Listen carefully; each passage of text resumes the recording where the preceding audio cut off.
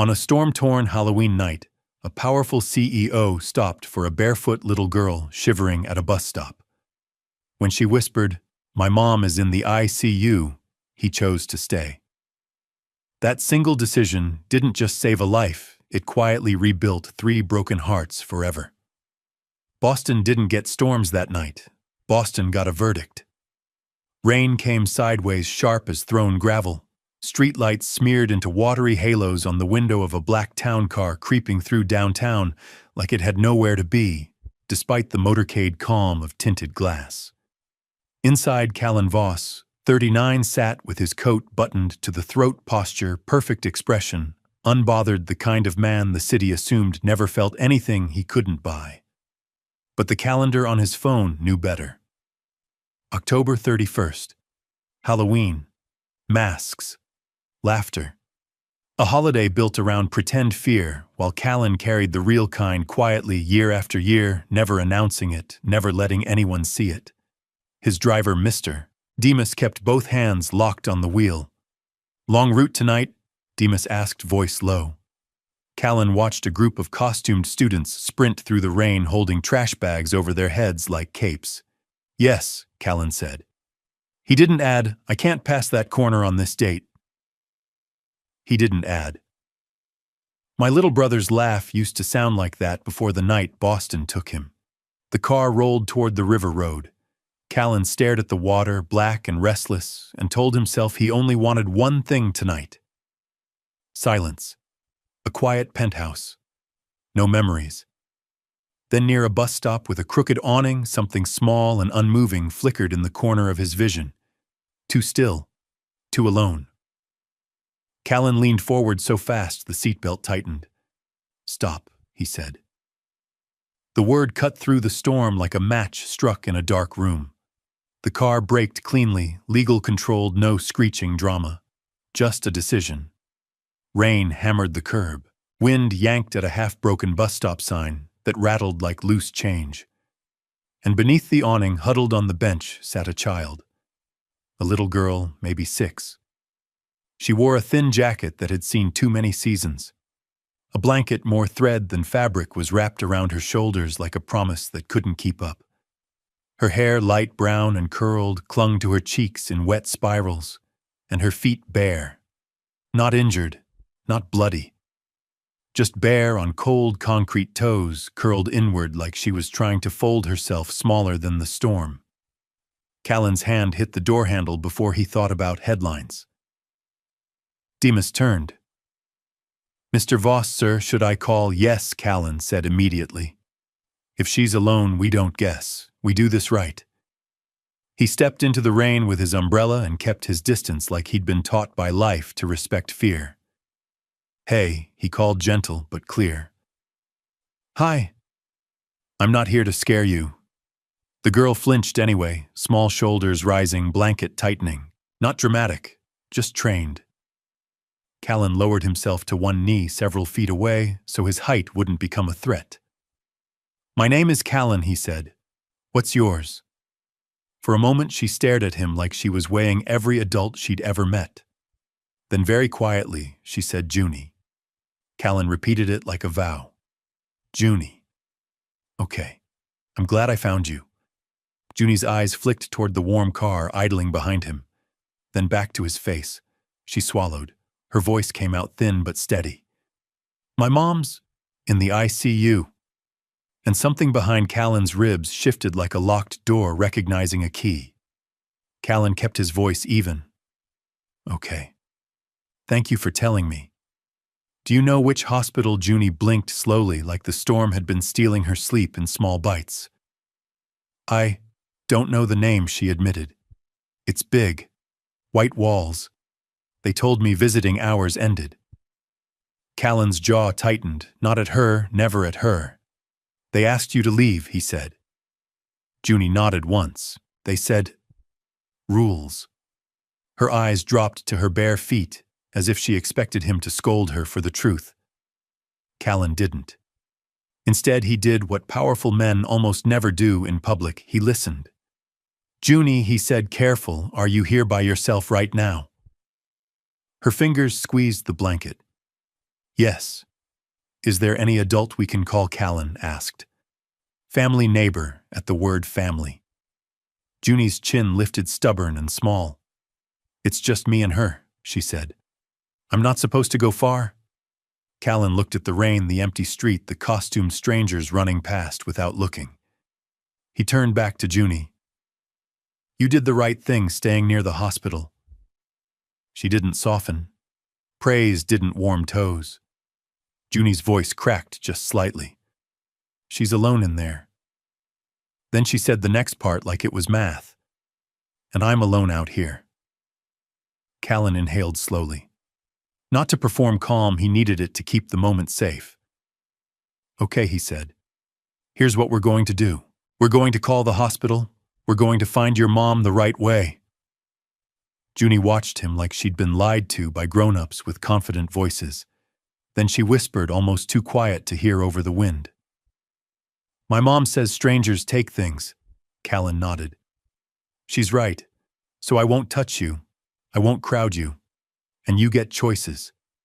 He slid a business card onto the bench close enough to see far enough to keep her space intact. My name.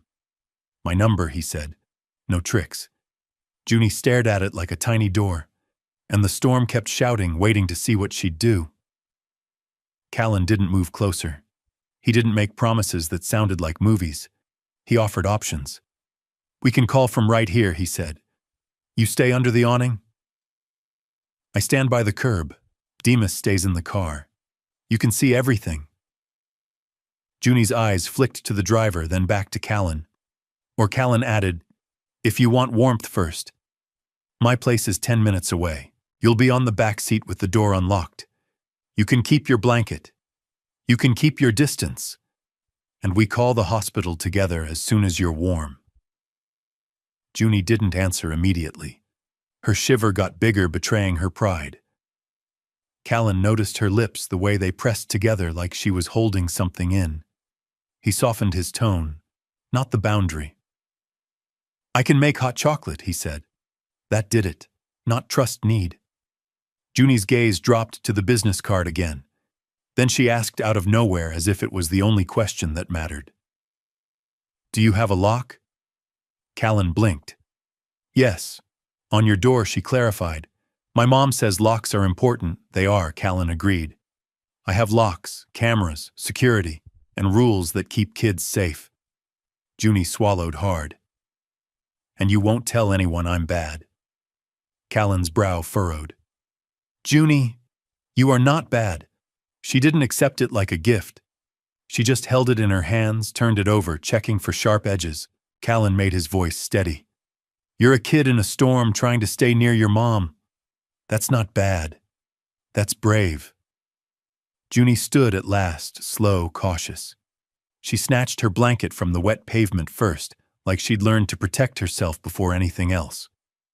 Callan opened the back door of the town car without stepping into her space. Junie climbed in. She sat far from the door, hugging the blanket tight. Her shoulders stayed tense, ready to bolt if the world changed. Callan shut the door gently, then leaned toward the window, speaking through the glass. We're going to warm you up, he said, and then we find your mom. Junie nodded once. The car pulled away from the bus stop, and behind them, the storm kept pounding that empty bench like it couldn't believe someone finally chose to stop. The elevator to Callan Voss's penthouse rose in silence, smooth as money. Junie stood in the corner like she was trying to become wallpaper.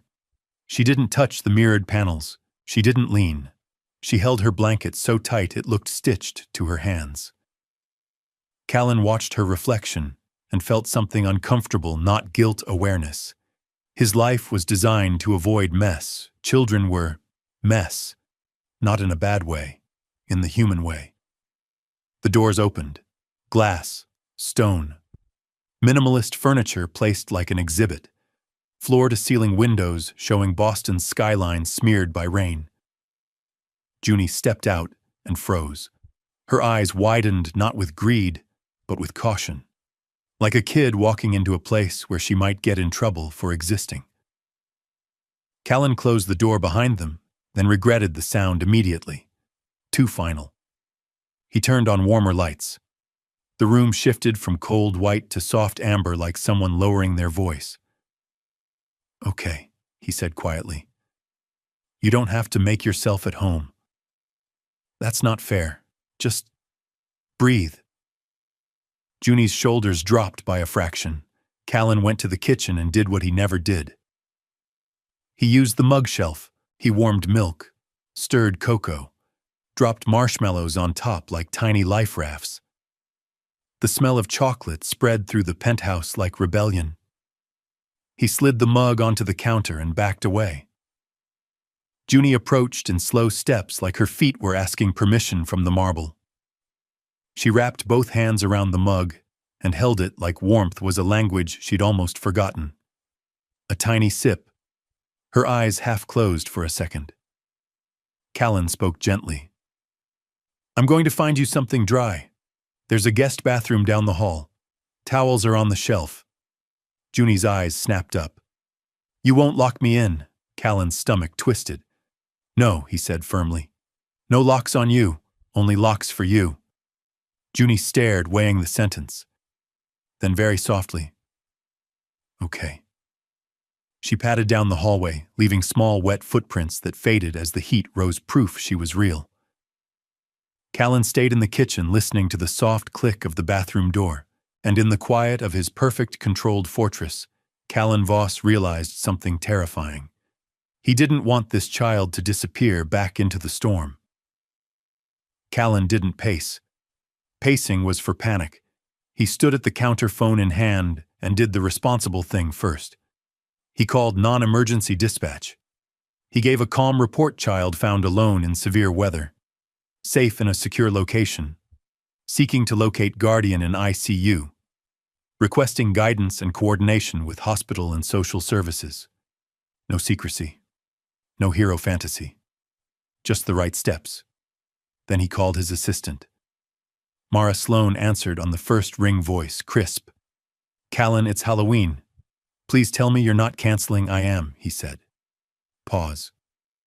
"You never cancel," Mara said, like she was stating a law. "Tonight a different law applies," Callan replied. "I need you to locate a patient. Female. Ilara Rowan, age 30. Possibly admitted to Harborview General." Mara exhaled like she was flipping into work mode. "You have a child with you?" "Yes." "Is she safe?" "Yes." "And we're doing everything by the book." "Understood," Mara said. "I'll call Harborview administration. I'll also contact your legal counsel in case guardianship steps are needed." Callan's jaw tightened. "Not in case. We prepare." "A beat." Mara softened. "Okay, I'm with you. Stay on the line." Across the hall, the bathroom door opened. Junie stepped out in an oversized t-shirt that reached her knees, hair damp and combed back with her fingers. She carried her wet clothes folded like they mattered. Callan's voice dropped. "Hey, you okay?" Junie nodded, once not trusting words yet. Mara's voice through the phone. "Harborview has an Ilara Rowan in ICU. Visiting restrictions apply, but they remember a child from last night." Junie's head snapped up. Callan crouched near her, holding the phone out so Junie could hear without being crowded. "Junie," he said softly, "we found her." Junie's face didn't explode into joy. It loosened like a fist opening slowly. Callan made a decision that cost him more than money. He typed one message to his executive calendar: postpone everything. Personal emergency. The confirmations started pinging in. Board members, media requests, contracts. All of it suddenly sounded small. Callan looked at Junie. "We're going to the hospital," he said. Junie's voice came out barely above a whisper. "Today," Callan nodded. "Right now." Harborview General rose out of the wet morning like a tired soldier, concrete stained by years, built for survival more than comfort. Inside, the air smelled like disinfectant and waiting. Junie's posture changed the moment they walked in. She straightened. Not fear, focus. Like she knew this building demanded bravery. At the front desk, the receptionist's eyes moved from Callan's tailored coat to Junie's borrowed shirt. Callan spoke respectfully. We're here to see Alara Rowan. The receptionist tapped keys, then hesitated. Visiting is restricted at this hour. She's Alara's daughter, Callan said evenly. And I'm here to support the lawful process. Junie didn't tug his sleeve. She didn't cry. She just stood there with her blanket folded tight, face serious. Recognition dawned in the receptionist's expression. Oh, Junie, she said gently. Second floor, blue elevators, room 204. Junie's breath caught. Callan didn't touch her. He walked beside her. In the ICU hallway, the sound changed machines. Humming voices, lowered steps, softened as if people were walking inside a library made of hope. Junie stopped outside the room. Her fingers brushed Callan's coat, not holding, just grounding. I need 1 second, she whispered. Callan nodded. Take all the seconds you need. Junie stepped inside. Alara lay still beneath white sheets, tubes, monitors, and not scary clinical. A woman being helped by a system doing its best. Junie climbed onto the stool and gently smoothed her mom's hair back.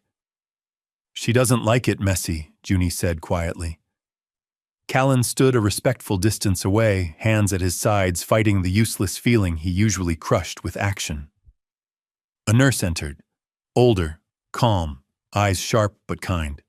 She froze when she saw Junie, then her face softened. You're back, she said. Junie nodded once. The nurse looked at Callan. Are you family? Callan didn't lie. No, but I'm here. The nurse studied the way Junie didn't recoil from him, the way his voice stayed controlled, the way he didn't perform. Something shifted. Then you should hear this, the nurse said. She introduced herself, Nurse Inez Calder. And her next words rearranged the room. Nurse Inez lowered herself slightly so she was level with Junie's eyes, respectful, careful. Junie, she said softly, your mom is very sick, but she is being cared for. Junie didn't flinch. She listened like a kid who'd learned listening was survival. Inez continued, choosing language that didn't crush a child. Your mom has a serious infection affecting her heart. We've been treating it, but she needs more specialized care than Harborview can provide. Callan stepped forward just enough to be present, not dominant. What does she need? Inez glanced at him.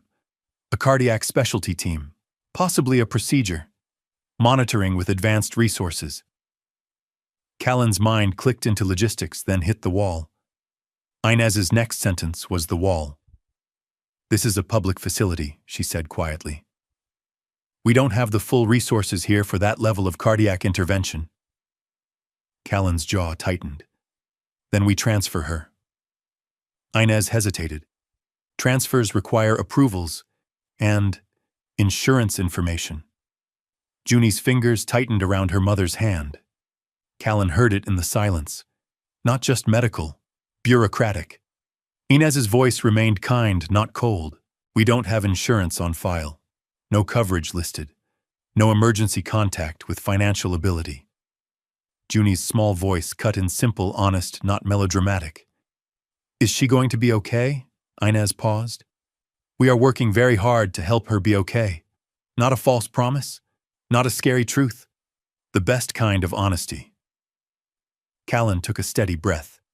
Which facility can provide the specialized care? Inez answered immediately. St. Leora Heart Institute. Best in the region. Callan pulled out his phone. Not theatrically. Like someone starting a fire in the cold. Send her file, he said. Now. Inez blinked. Sir, please, Callan corrected, voice calm.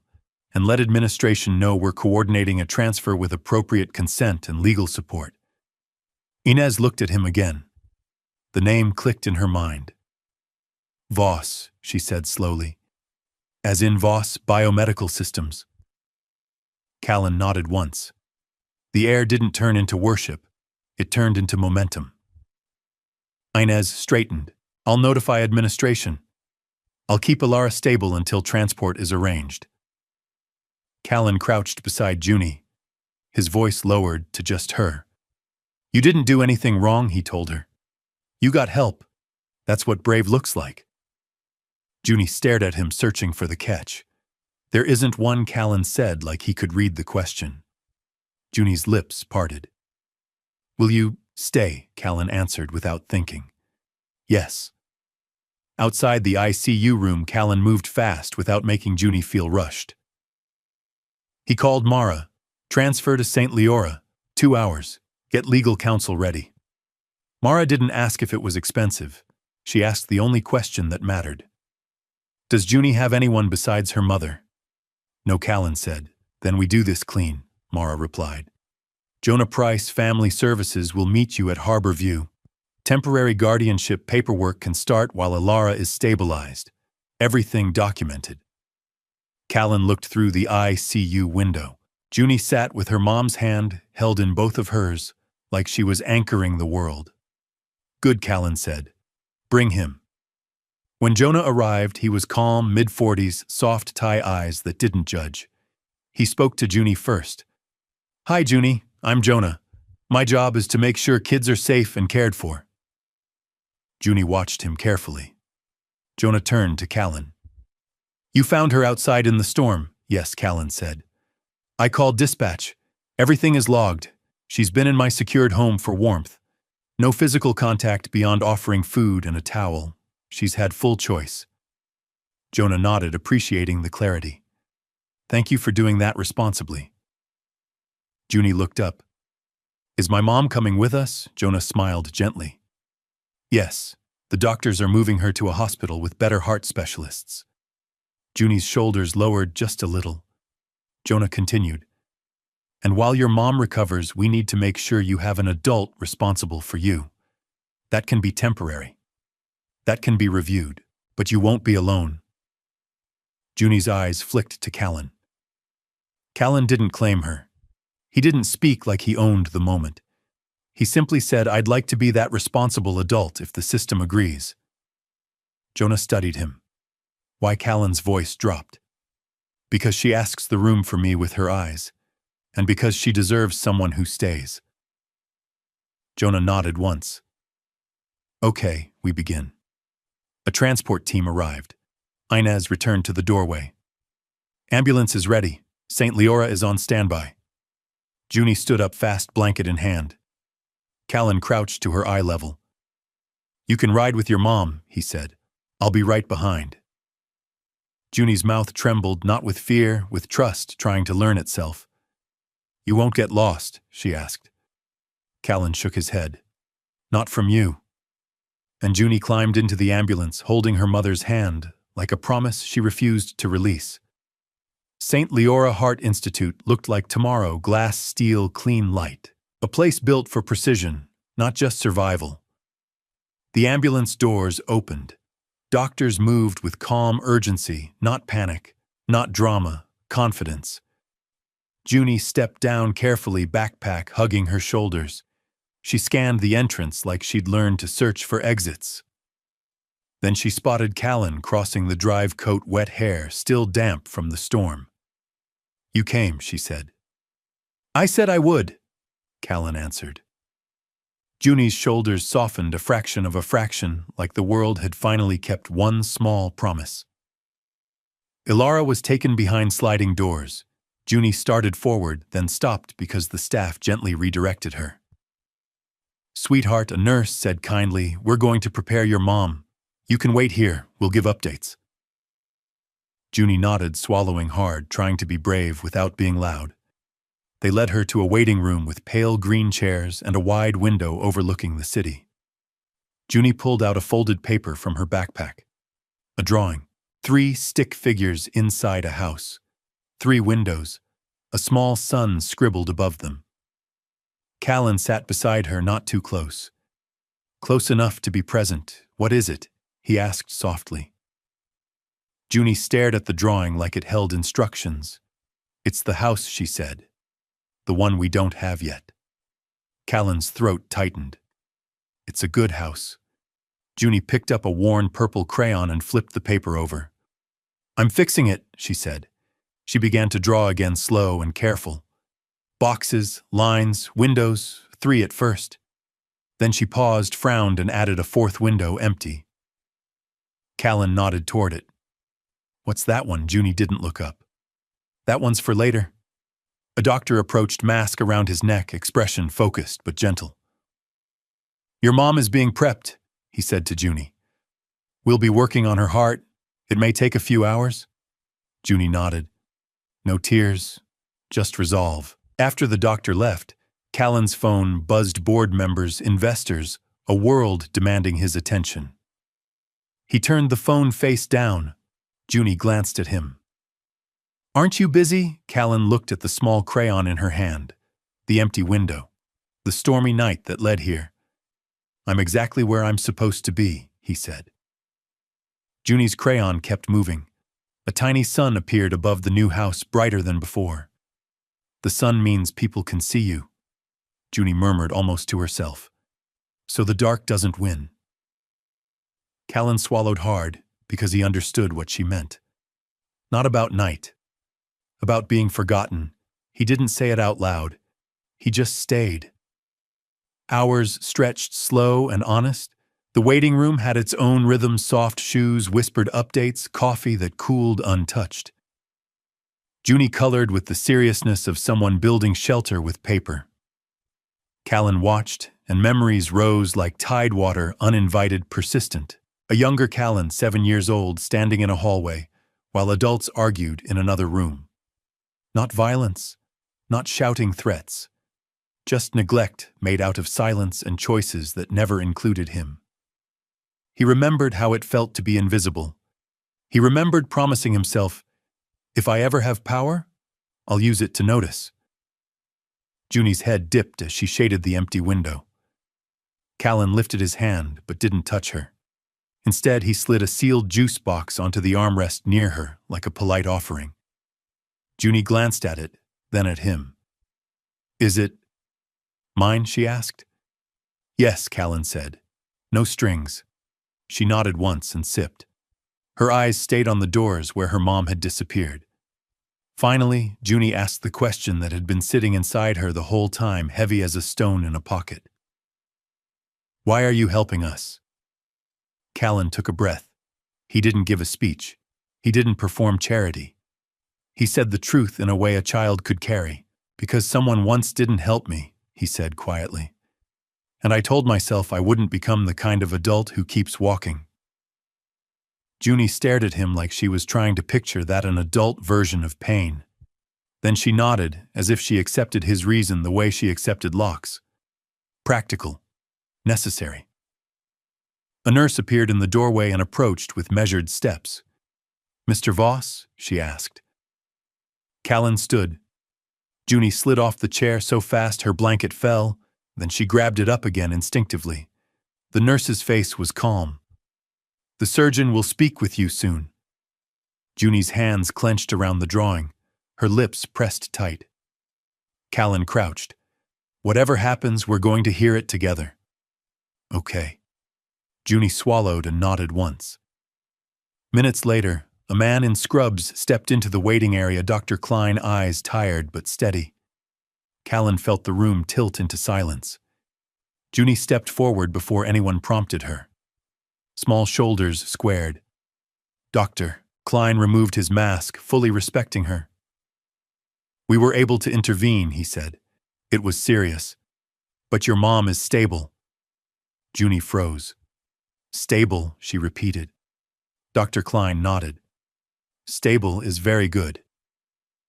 Junie let out a breath like she'd been holding it since the bus stop. Her eyes turned shiny. Then for the first time she reached just barely and hooked one finger into the edge of Callan's sleeve. Not clinging. Confirming. He didn't move away. He let that tiny contact be what it was, a child learning the world might keep someone. They were allowed into Alara's room for a short visit, quiet rules, soft steps. The machines here didn't scream. They whispered. Alara lay pale but peaceful, breathing supported the lines on the monitor, steady like patient handwriting. Junie approached slowly, reverently, as if she was entering a church. She placed the drawing on the side table beside the bed. So she knows where to come back to, Junie whispered. Callan stood behind Junie, giving space, giving privacy, giving the moment room to be sacred. Junie took her mom's hand in both of hers. "I stayed," she murmured. "Just like I said." Callan watched the monitor, not for drama, for reassurance. The line remained steady. A nurse adjusted something quietly and smiled at Junie as if to say, "You're doing great."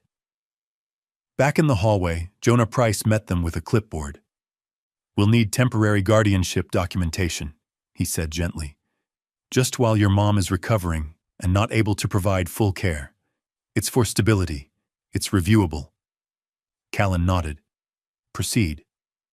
Junie's eyes widened. "Does that mean I have to leave my mom?" Jonah crouched to her eye level. "No. It means you have a safe adult with you when your mom is resting, and you can visit her. And we do everything with permission and paperwork." Junie looked at Callan. "You'll still bring me," Callan answered immediately. "Every day if that's what you want, and the doctors approve." Junie's shoulders loosened again. Later in the waiting room, Junie colored another house, 4 windows this time. She labeled them in careful letters: Mom, Junie, Callan, U.S. Callan's throat tightened at the last one. Ilara's eyelids fluttered that evening, subtle, gradual. A nurse noticed first, then Callan, then Junie. Junie's breath caught. "Mom." The nurse leaned in, voice soft. "Ilara, can you hear me?" Ilara's brow creased as if the world was too bright. Her lips moved. No sound at first. Then barely Junie. The name broke something open. Junie climbed carefully onto the side of the bed, mindful of every tube, every line, gentle, respectful. "I'm here," she whispered. "I stayed." Ilara's fingers twitched. Weak but deliberate, brushing Junie's hair once. Answering.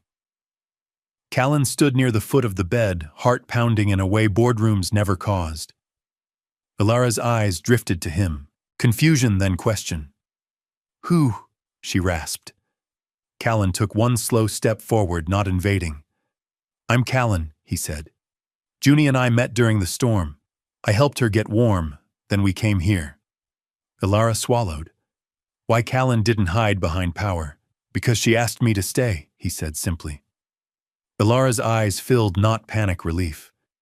"Thank you," she whispered. Callan shook his head gently. "You don't owe me anything." Junie looked between them, wide-eyed, like she was watching the world rewrite itself. And in that room, something irreversible began. Not romance. Not fantasy. A family shape, unfinished, unconventional, real, starting to form. Recovery didn't arrive like fireworks. It arrived like routine, morning rounds, small improvements, quiet setbacks, nurses who learned Junie's favorite color, a stuffed rabbit from the gift shop that Junie named Storm without explanation. Callan came early and left late. He didn't hover. He didn't demand attention. He simply existed nearby, steady as a lighthouse. One afternoon, Nurse Inez pulled Callan aside. "She sleeps better when you're here," Inez said quietly. Callan glanced at Junie, curled in a chair blanket up to her chin, Storm tucked under her arm. "She trusts you," Inez added. "That's not something you can buy." Callan nodded once. He didn't pretend he understood how to respond to that. He only knew it mattered. Ilara gained strength by inches. Some days she spoke more. Some days she slept through sunlight. One evening, as the sky outside turned violet, Ilara watched Callan help Junie tape a new drawing to the wall. 4 windows again. Junie pointed at each one. "Mom. Me. Callan." Then she hesitated, eyes flicking to Ilara, as if asking permission for the last word. Junie tapped the 4th window. "Us." Ilara's eyes shone. She reached for Callan's hand slowly, as if unsure if she was allowed. Callan took it without thinking. "You didn't have to do this," Ilara said, voice quiet but steady. "We were managing." Callan met her gaze. "You were surviving?" he said. "There's a difference." Silence, stretched, not awkward. Honest. Later, after Junie fell asleep, Ilara spoke again. "She's afraid you'll disappear." Callan stared at Junie's sleeping face. "I'm afraid of that too," he admitted. Not of leaving, of failing her. Ilara's fingers tightened around his gentle. Then don't. Callan didn't answer with a promise like a headline. He answered by showing up again the next morning, and the next, and the next. Junie started to test the new reality in small ways. She asked Callan where the bathroom was, then watched to see if he got annoyed. He didn't. She spilled juice once, just a little, and froze like she expected the air to change. Callan grabbed a towel. "We'll clean it," he said. "It's just juice." Junie blinked. "You're not mad." Callan shook his head. "I'm not." Junie stared at him for a long moment. Then she whispered like she was telling him a secret. "Most grown-ups get loud when things spill." Callan felt something twist in his chest. He kept his voice low. "Not here." Junie's shoulders loosened, and the hospital room, once filled with fear of being alone, began to fill with something else, trust slowly earned, carefully protected. The social worker meeting happened on a Thursday. Jonah Price arrived with the same calm eyes, the same respectful tone, the same folder that represented a system trying to do the right thing. He spoke to Ilara first with her consent. "Ilara," he said gently, "you've been through a serious medical crisis. We're glad you're improving. We need to confirm a safe plan for Junie while you continue recovering." Ilara's eyes moved to Junie, then to Callan. Junie sat upright in her chair, Storm in her lap, listening with serious focus. Ilara nodded. "I want Junie safe," she said, "and I can't do stairs yet. I can't do everything." Callan didn't interrupt. Jonah turned to Callan. "Mr. Voss, your involvement has been significant. Coordinated transfer, covered costs, provided stability. But the question is, what's your plan?" Callan spoke plainly. "Temporary guardianship legally documented. Home environment with security and supervision. School arrangements only when appropriate. Ongoing access to Ilara. Therapy resources available. And full cooperation with child services." Jonah nodded. "And your motive?" Junie looked up sharply, like she wanted to know the answer too. Callan's voice softened. "Because she deserves someone who stays. And because Ilara deserves time to heal without fear that Junie will be lost in the cracks." Jonah looked at Ilara. "Do you consent?" Ilara swallowed. Her pride and gratitude collided in her eyes. "Yes," she said. "With oversight, with reviews, with a clear endpoint if my recovery allows." Callan nodded. "Agreed." Jonah made notes. "We'll begin the process." That afternoon, Callan didn't bring Junie back to the penthouse. He brought her somewhere different. A smaller house near Walden Pond, wooden floors, that creaked warm light, a place that didn't feel like a museum. Junie stepped inside and froze. Not because it was fancy, because it felt lived in. "There's a room for you," Callan said. "If you want it." Junie stared down the hallway like she was afraid the offer would disappear. "Can I make it mine?" she asked. Callan's throat tightened. "It already is." Junie walked into the room slowly. A bed with soft blankets, a lamp that didn't glare, a shelf that was empty on purpose, space waiting for her. Junie turned to him. "Do I have to whisper in here?" Callan blinked. "No." Junie hesitated. "Even at night, especially at night," Callan said. Junie stared like she couldn't compute it. Then she whispered almost to herself, "Okay." That evening they put glow-in-the-dark stars on the ceiling, Junie's idea. Not as magic, as comfort. Junie pointed at the stars when they finished. "So the dark doesn't think it owns the room," she said. Callan nodded. "Exactly." And for the first time in years he felt something in his life shift from control to care. Ilara's discharge day didn't feel like celebration. It felt like relief that had learned to walk. She moved slowly, supported by a cane, strength still borrowed from determination. Her eyes were clear, though awake, present. Junie stood beside her like a small guard clutching her mother's sleeve. Callan walked one step behind them, not leading, not claiming, just there. Nurses waved goodbye. Nurse Inez pressed a star sticker into Junie's hand. "For being brave," Inez said. Junie shook her head.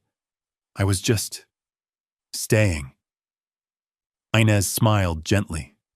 "That's a kind of brave." The ride to Walden Pond was quiet. The good kind. Ilara watched trees blur past the window like she was memorizing freedom. Junie leaned against the seat, storm tucked beneath her chin. When they arrived, Ilara paused at the front door. A crooked sign was taped to it in bright marker, "Welcome home." Glitter smudged everywhere. Ilara's breath hitched. Her hand rose to her mouth. Callan opened the door and stepped aside. Inside, warm light. Wooden floors. A wall with drawings, houses with windows, sons' names. Junie rushed in first, excited but careful. "That's my room," she announced. "And that's yours." Ilara stared, overwhelmed. I don't know what to say," she whispered. "You don't have to," Callan said. "You're home." Junie pointed toward the kitchen. "And that's where Callan makes bad coffee." Callan huffed the closest thing to a laugh. "It's not bad. It is," Junie insisted, grinning. Ilara's laugh came out quiet, surprised, like it hadn't been used in a while. And it startled all three of them. They sat at the kitchen table later with soup warming the air. Ilara watched Callan move around the space, careful but comfortable, like a man learning a new language without realizing it. "You saved us?" Ilara said finally. Callan shook his head. "No." Ilara waited. Callan looked at Junie, coloring a house with 4 windows. "She saved me first," he said. Junie didn't look up. "I did." Callan nodded. "You reminded me to stop walking." Ilara's eyes filled again, but her voice stayed steady. "Recovery won't be simple," "I know," Callan said. Junie drew a sun above the house, bold and bright. "So we can find each other," she said. Callan swallowed. "Yeah," he whispered. "So we can." Life didn't become a montage.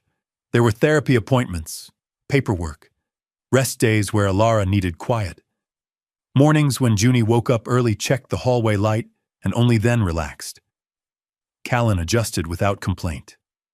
Meetings moved. Priorities rewrote themselves, not because he'd become soft, because he'd become present. Junie adapted fastest. She began to trust the house's rules, no yelling, no sudden punishments, no shame. One day she spilled crayons across the living room rug and froze again, shoulders rising. Callan crouched to her level. "We picked them up," he said simply. Junie blinked. That's it," Callan confirmed. Junie's mouth twitched like a smile, trying to remember how. Ilara watched from the couch, hand resting on her cane, eyes shining with something that looked like relief. That night, Junie brought Callan a new drawing. "Don't look yet," she said. Callan raised both hands in surrender. "Okay." Junie laid it on the table. The house again, 4 windows, names inside each. Under the windows, she drew little lines of light reaching toward each other, overlapping. Callan's breath caught. "What's that?" Junie shrugged. "So the dark doesn't know where to go." Ilara stepped closer, one hand lightly touching Callan's arm. She used to be afraid of the dark. Ilara said softly, "Every night." Callan looked at Junie. "What changed?" Ilara answered, voice gentle. "She knows someone will come if she calls." Callan didn't speak for a moment, because he realized that was the whole story. Not the money, not the hospital, not the business cards, the coming. Later, after Junie slept beneath her starry ceiling, Callan stood in the hallway listening. No sirens, no storm, just breathing. Ilara joined him quietly. "You know," she said, "most people help once." Callan swallowed. "And then they leave." Ilara nodded. "You didn't." Callan looked toward Junie's door, slightly open, a thin line of light spilling into the hall. "I used to think staying was dangerous," he admitted. "Like caring long enough means something gets taken." Ilara's voice stayed honest. Sometimes it does. They let the truth sit there without fear. Then Ilara added softly, but sometimes you gain something that makes everything else mean something. Callan didn't answer. He didn't need to. The first real night, the kind where no one was in a hospital bed, felt strange. Junie went to sleep in her own room. Ilara rested downstairs. Callan sat at the kitchen table with paperwork spread out like a map. Temporary guardianship documents, medical follow-ups, school options, therapy referrals, a life rebuilt in forms and signatures. At midnight, Junie's door creaked open. Small footsteps on the hallway floor. Junie appeared in the doorway clutching Storm. She didn't cry. She didn't shout. She just whispered, "Is it still morning soon?" Callan stood slowly, keeping his voice gentle. "Not yet." Junie nodded, eyes glossy. "Okay." Callan didn't make her explain. He simply said, "Do you want to sit for a minute?" Junie patted in, curled into a chair blanket around her shoulders. She stared at the paperwork. "Are those rules?" "Some are," Callan admitted. "But they're rules meant to help, not punish." Junie blinked. "That's different." Callan nodded. "It is." Junie's voice dropped. "When my mom was sick, I thought rules meant I wasn't important." Callan felt his chest tighten. "Junie, you were always important." Junie didn't argue this time. She just rested her chin on Storm's head and whispered, "Then why didn't anyone see me at the bus stop?" Callan took a breath and answered carefully, without making the world sound terrifying. "Sometimes people are rushing," he said. "Sometimes they're distracted. Sometimes they think someone else will help." Junie's eyes lifted. "And sometimes no one helps." Callan nodded. "That's true." Junie looked at him. "But you did." Callan's voice turned steady. "And now we're going to build a life where you don't have to wonder if someone will." Junie swallowed and asked the question that held her whole world. "Will you still be here when it's morning?" Callan didn't hesitate. "Yes." Junie's shoulders relaxed. She nodded like she filed the answer somewhere safe. Then she stood, padded toward the door, and paused. "Callan," she murmured. "Yes, if you stay, it helps Mom stay too." Callan swallowed hard. "I know," he said softly. "And we're staying." Junie returned to her room. Callan went back to the table, looked at the paperwork, and realized something. For the first time, he wasn't building an empire. He was building a home. Ilara grew stronger. Junie started laughing more often. Not big, loud laughter, quiet, real laughter that surprised them when it appeared. One evening, Callan sat with Ilara on the couch. An old photo album lay open between them. Callan rarely opened it. It held the version of him before he became untouchable. A photo of his younger brother smiling alive, wearing a costume on Halloween. Ilara traced the edge of the picture gently. "He would have loved Junie," she said softly. Callan nodded. "Yeah." Junie patted in, wearing socks that didn't match, holding a new drawing like it was a diploma. "I made the final one," she announced. Callan raised an eyebrow. "Final," Junie nodded seriously. "Final." She set the paper on the table. The house again. 4 windows each filled with color, but this time Junie drew curtains open wide. "Why open?" Callan asked. Junie shrugged. "So nobody thinks we're hiding." Ilara's eyes filled. Junie pointed at the empty window, the one she always drew. "It's still empty," Junie said. Callan's throat tightened. "Why keep it?" Junie looked up, simple and wise in a child's way. "In case someone needs it," she said, "so they don't have to sit alone somewhere." Ilara let out a breath that sounded like gratitude and grief, leaving her body at the same time. Callan stared at the drawing for a long moment. Then he knelt beside Junie. "You built something," he said softly. "You built a place." Junie tilted her head. "Didn't we already?" Callan smiled, small, real. "Yeah," he whispered. We did. Outside, the air had changed. The nor'easter season was over, but inside the light stayed on. Not because the storm had never happened, because someone had learned how to stay anyway. 7 weeks after the nor'easter, the world felt softer, like it had learned how to speak without shouting. Morning light spilled across the porch near Walden Pond, turning the lake into a sheet of quiet gold. Junie Rowan 6 knelt beside a row of small clay pots, tongue poking out in concentration. Her sleeves were pushed up her hands, careful, like she was handling something fragile and sacred. "These are for Mom," she said, tapping the tallest sprouts with one gentle finger. "They're the brave ones." Callan Voss, 39, stood behind her with a mug of coffee that still tasted like bad coffee according to Junie's strict reviews. He didn't correct her anymore. He just watched her speak to the plants, the way some children spoke to dolls, like the world listened back when you were honest enough.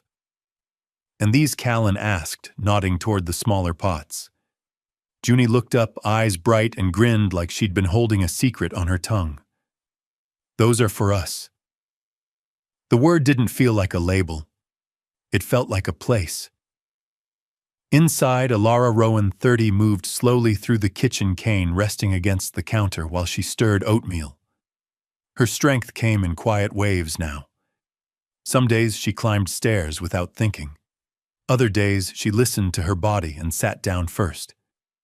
Recovery wasn't a straight line, it was a staircase with patience built into every step. Junie stood and dusted soil from her knees, then held up her newest drawing. The same house, the same 4 windows, but now the curtains were wide open, and the sun above it wasn't shy. Callan's chest tightened as Alara stepped onto the porch beside them. Junie leaned into her mother's hip, then reached out and took Callan's sleeve, not grabbing, just connecting. No speeches, no dramatic vows, just a morning that proved something simple: the storm had passed, and the light stayed on. That night, the house settled into a calm rhythm that still felt new, like the walls were learning what safety sounded like. Junie fell asleep under her glow-in-the-dark stars, with Storm the stuffed rabbit tucked under her chin. The door stayed slightly open always, not because anyone demanded it, but because Junie needed that thin line of hallway light, like a bridge back to the world. Callan stood in the hallway longer than usual, listening. No rain, no sirens, just breathing. Alara joined him quietly, her hair pulled back, her face softer than it had been in the ICU. She didn't look like someone rescued. She looked like someone rebuilding herself brick by brick, breath by breath. "You know," Alara said, voice low, "most people help once." Callan didn't deny it. He'd been that kind of person in 100 different ways, writing checks, signing approvals, solving problems from a distance. "And then they leave," he murmured, eyes on Junie's door. Alara nodded. "But you didn't." Callan exhaled, slow and honest. "I'm still learning how not to." Alara's gaze slid to the slightly open door, then back to him.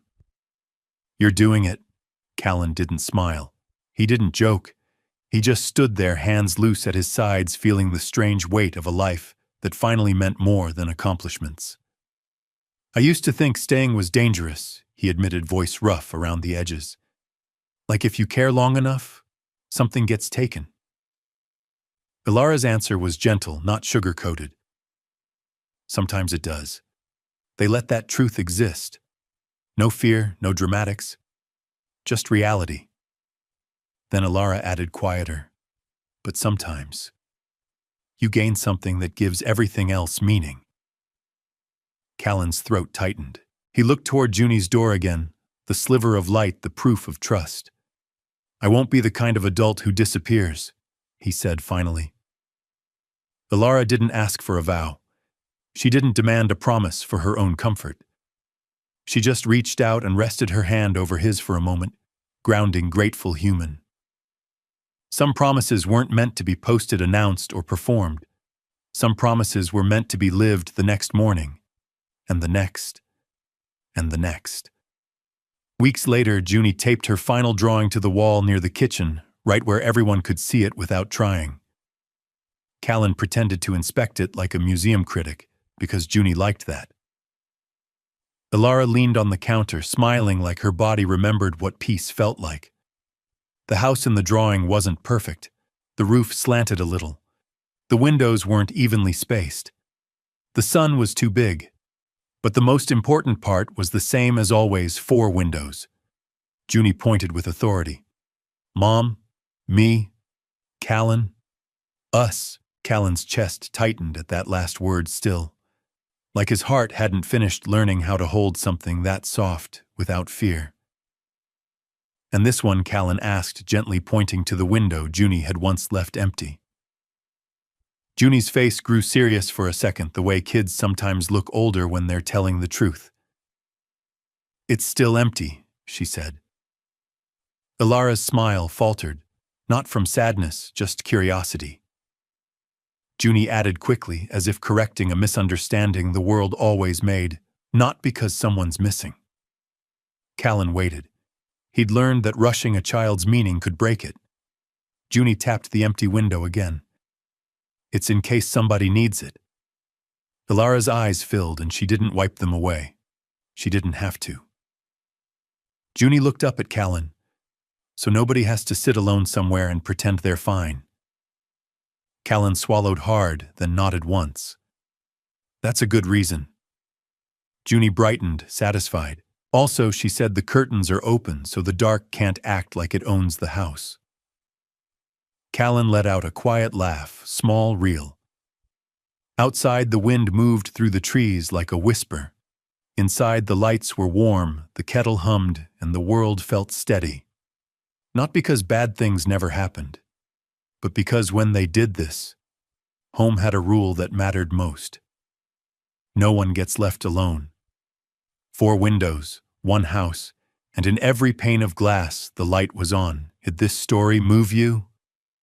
Share your thoughts in the comments and rate this story from 1 to 10.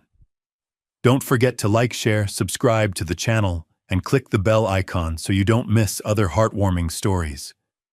Click on the last screen to see the next emotional chapter waiting for you. See you in the next story.